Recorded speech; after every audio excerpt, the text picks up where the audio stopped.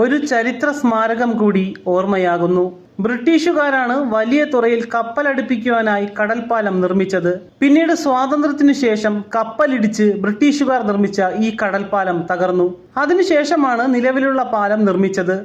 കനത്ത തിരമാലയിൽപ്പെട്ട് വലിയ തുറയിലെ മുഖ്യ ആകർഷണമായ ചരിത്രമുറങ്ങുന്ന ഈ പാലം രണ്ടായി പിളർന്നിരിക്കുന്നു. 6 പതിറ്റാണ്ടിന്റെ ചരിത്രമുണ്ട് ഈ പാലത്തിന്. കാലാവസ്ഥാ വ്യതിയാനം മൂലം ബലക്ഷയമുണ്ടായ പാലത്തെ ഇപ്പോൾ ശരിയാക്കി തരാമെന്നായിരുന്നു ഭരണാധികാരികളെല്ലാം പറഞ്ഞത്. മാത്രമല്ല, അതിന്റെ പ്രതാപകാലം വീണ്ടെടുക്കുവാൻ IIT-യിലെ വിദഗ്ധ സംഘത്തെ നിയോഗിച്ച് പഠനവും നടത്തി. എന്നിട്ടെന്തായി? പവനായി ശവമായി എന്ന് പറയുന്നത് പോലെ വലിയ തുറ കടൽപ്പാലം തകർന്നു. ഓഖിയും ടൗക്തെ ചുഴലിക്കാറ്റുമെല്ലാം ഈ പാലത്തിന്റെ തകർച്ചയുടെ ആക്കം കൂട്ടി. നിരന്തര കടൽക്ഷോഭം മൂലം പാലത്തിന്റെ 10 തൂണുകൾ താഴ്ന്നിരുന്നു. ഇതേ തുടർന്ന് പാലത്തിലേക്കുള്ള സന്ദർശകരെ വിലക്കുകയും ചെയ്തു. അപകട സാധ്യത കാരണം പാലത്തിലേക്കുള്ള വാതിൽ 2021 മെയ് മാസത്തിലാണ് പൂട്ടിയത്. കുറച്ചു കാലം മുമ്പ് പാലം പുതുക്കി പണിഞ്ഞപ്പോൾ മുൻകാലത്തുണ്ടായിരുന്ന റെയിലുകൾ മാറ്റുകയും പകരം പാലം ടാർ ചെയ്ത് 4 അടിയോളം ഉയരത്തിൽ സിമന്റ് ഉപയോഗിച്ച് കൈവരി കെട്ടുകയും ചെയ്തിരുന്നു. അത് കാരണം ഭാരം കൂടിയതായിരിക്കാം പാലം താഴാൻ കാരണമെന്ന് പ്രദേശവാസികൾ പറയുന്നു. മാത്രമല്ല, വിഴിഞ്ഞം തുറമുഖ നിർമ്മാണത്തിനായി കടലിൽ കല്ലിട്ടപ്പോൾ അത് ശംഖുമുഖം കടലോരത്ത് നാശനഷ്ടങ്ങൾ ഉണ്ടാക്കിയെന്നും അതിന്റെ ഭാഗമായാണ് വലിയ തുറ പാലത്തിന് നാശമുണ്ടായതെന്നും വലിയ തുറയിലെ മത്സ്യത്തൊഴിലാളികൾ പറയുന്നു. കഴിഞ്ഞ കുറെ കാലമായി മുമ്പില്ലാത്ത വിധം ശംഖുമുഖം പ്രദേശം കടലാക്രമണത്തിന് വിധേയമാവുകയും കടൽ തീരം തകർച്ച നേടുകയും ചെയ്യുന്നതും ഈ സംശയത്തിന് തെളിവായി അവർ ചൂണ്ടിക്കാട്ടുന്നു. പ്രദേശവാസികളുടെ കടുത്ത പ്രതിഷേധത്തെ തുടർന്ന് തുറമുഖ മന്ത്രിയായിരുന്ന അഹമ്മദ് ദേവർകോവിലും സ്ഥലം MLA-യും ഗതാഗത മന്ത്രിയുമായിരുന്ന ആന്റണി രാജുവും പാലം സന്ദർശിച്ചിരുന്നു. 3 മാസത്തിനുള്ളിൽ പ്രാഥമിക പണികൾ ആരംഭിച്ച് 6 മാസത്തിനുള്ളിൽ പൂർത്തിയാക്കി മത്സ്യത്തൊഴിലാളികളുടെ അസൗകര്യങ്ങൾ പരിഹരിക്കണമെന്നും സന്ദർശകരെ അനുവദിക്കണമെന്നും പാലത്തെ പ്രധാന ആകർഷണ കേന്ദ്രമാക്കി നിലനിർത്തണമെന്നുമായിരുന്നു ഉദ്യോഗസ്ഥർക്ക് ആന്റണി രാജു നൽകിയ നിർദ്ദേശം. കടൽപ്പാലം പുനരുദ്ധരിക്കുന്നത് സംബന്ധിച്ച് ജിയോ ടെക്നിക്കൽ പഠനം നടത്താനായിരുന്നു IIT-യെ ചുമതലപ്പെടുത്തിയത്. ഭാരത്തിനനുസരിച്ച് പാലത്തിന് അടിഭാഗത്തു നിന്ന് ബലം നൽകിയിരുന്ന തൂണുകൾ ഓരോ ദിവസവും കടലിലേക്ക് കൂടുതൽ താഴ്ന്നു പോവുകയായിരുന്നു.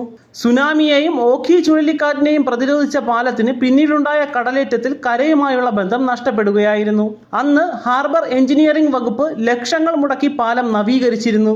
6 വർഷം മുമ്പ് കൊച്ചിൻ ശാസ്ത്ര സാങ്കേതിക സർവകലാശാല പാലത്തിൽ പഠനങ്ങൾ നടത്തിയിരുന്നു. പാലം പുതുക്കി പണിയുന്നത് സാമ്പത്തികമായി വൻ ബാധ്യതയാകുമെന്ന റിപ്പോർട്ടാണ് അവർ നൽകിയത്. പുനർനിർമ്മാണത്തിനായി 2 കോടിയെങ്കിലും ചെലവിടേണ്ടി വരുമെന്നാണ് അവർ ചൂണ്ടിക്കാട്ടിയത്. നിർഭാഗ്യവശാൽ പുനർനിർമ്മാണം നടക്കാതെ പോയി. പദ്ധതി നടപ്പിലാക്കുവാനായി തുറമുഖ വകുപ്പ് താൽപര്യപത്രം ക്ഷണിച്ചുവെങ്കിലും നിരാശയായിരുന്നു ഫലം. ബ്രിട്ടീഷുകാർ പണിത പഴയ ഇരുമ്പ് പാലം തകർന്നതിന് ശേഷം ആ പാലത്തിന് 10 മീറ്റർ തെക്ക് മാറിയാണ് പുതിയ പാലം പണിതത്. 1956 നവംബർ 11 പാലത്തിന്റെ പണി കഴിഞ്ഞ് ഉദ്ഘാടനം ചെയ്തു. 10,10,000 രൂപ അന്ന് ചെലവ് വന്നു. 260 ടൺ കമ്പിയും 246 ടൺ സിമന്റും പാലത്തിനായി ഉപയോഗിച്ചു. പാലത്തെ കടലെടുക്കാതെ കരയുമായി ബന്ധിപ്പിച്ച് 217 തൂണുകൾ തല ഉയർത്തി നിന്നു. 10-60 തൂണുകൾ പല കാലങ്ങളിലായി പിന്നീട് നഷ്ടമായി. 1976-78 കാലഘട്ടത്തിൽ ബലക്ഷയം സംഭവിച്ച ഭാഗത്ത് ചില പണികൾ നടത്തിയതൊഴിച്ചാൽ പിന്നീട് കാര്യമായ പണികളൊന്നും കടൽപ്പാലത്തിൽ ചെയ്തിട്ടില്ല. പലതവണ ഫണ്ട് അനുവദിച്ചെങ്കിലും കാര്യമായ ബലപ്പെടുത്തൽ ഒന്നുമുണ്ടായില്ല. ഉപയോഗിച്ചിരുന്ന സമയത്ത് വിദേശത്തു നിന്ന് നിരവധി കപ്പലുകൾ ഇവിടെ അടുക്കാറുണ്ടായിരുന്നു. ഇവിടെ എത്തുന്ന ഗോതമ്പ്, അരി, കശുവണ്ടി, സിമന്റ് എന്നിവ കടൽപ്പാലത്തിലൂടെ കപ്പലിറങ്ങി കര പിടിക്കുമായിരുന്നു.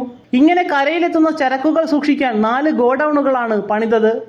അന്ന് അവ നിറയെ പുറംനാട്ടിലെ ചരക്കുകളായിരുന്നു. ഇന്ന് ആ ഗോഡൌണുകൾ ഓരോ കടൽ കയറ്റത്തിലും വീട് നഷ്ടമാകുന്ന കുടുംബങ്ങളുടെ ദുരിതാശ്വാസ ക്യാമ്പാണ്. 2016 പാലം കര തൊടുന്ന ഇടത്ത് ഒരു ചെറിയ വിള്ളലുണ്ടായി. തുടർന്ന് ചെറിയൊരു ഇരുമ്പ് റാമ്പ് വെച്ച് പാലത്തെ കരയുമായി ബന്ധിപ്പിച്ചു. ഇതുവഴി പിന്നീട് മത്സ്യത്തൊഴിലാളികളെയും മീൻപിടുത്തക്കാരെയും പാസ് നൽകി കടത്തിവിട്ടിരുന്നു. പക്ഷേ പുറത്തു നിന്നുള്ളവരെ പ്രവേശിപ്പിച്ചിരുന്നില്ല. അതിനിടെ കടൽപ്പാലത്തിൽ വച്ച് ആത്മഹത്യാ ശ്രമങ്ങൾ നടന്നതിനാൽ സെക്യൂരിറ്റിയെ നിയമിച്ചു. ഇതോടെ പാലത്തിലേക്കുള്ള പൊതുജനങ്ങളുടെ സഞ്ചാരം നിയന്ത്രിക്കപ്പെട്ടു. സ്വാഭാവികമായും കടൽ തീരത്തോട് അടുത്തു കിടക്കുന്ന കടൽപ്പാലത്തിൽ നിരവധി ചിപ്പികൾ പറ്റിപ്പിടിച്ചിരിക്കും. ഇവയെ കുത്തിയെടുക്കുമ്പോൾ അത് പാലത്തിലെ സിമന്റ് തൂണിന്റെ ബലക്ഷയത്തിന് കാരണമാകുന്നു. ഇടയ്ക്ക് പാലത്തിലെ ചിപ്പികുത്തൽ നിരോധിച്ചിരുന്നു.